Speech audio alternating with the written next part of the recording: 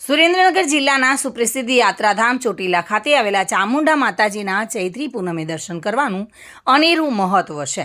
ચૈત્રી પૂનમે પગપાળા ચાલીને મા ચામુંડાના ધામ ચોટીલા જઈને ધજા ચડાવવાનું વિશેષ મહત્વ છે. ત્યારે ચૈત્રી પૂનમે ધજા ચડાવવા જતા પદયાત્રીઓ હાલ ઝાલાવાડના રસ્તા પરથી પસાર થતા નજરે પડી રહ્યા છે.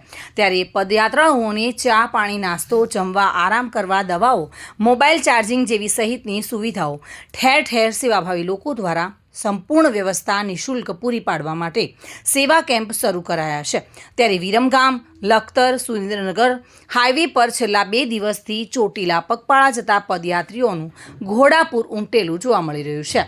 ત્યારે ગાંધીનગર, અમદાવાદ, સાણંદ, મહેસાણા, કડી, કલોલ, બહુચરાજી, માંડલ, વિરમગામ સહિતની આસપાસના ગ્રામ્ય વિસ્તારમાંથી મોટી સંખ્યામાં ચૈત્રી પૂનમે લઈને ચોટીલા પગપાળા જવા માટે માઈ ભક્તો નીકળ્યા છે.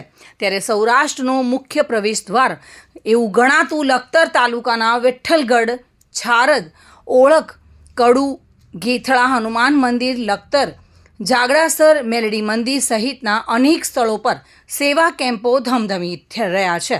ઠેર ઠેર સેવા કેમ્પોનું આયોજન કરવામાં આવતા દરરોજ મોટી સંખ્યામાં ચોટીલા જતા પદયાત્રીઓ આ સેવાનો લાભ લઈ રહ્યા છે.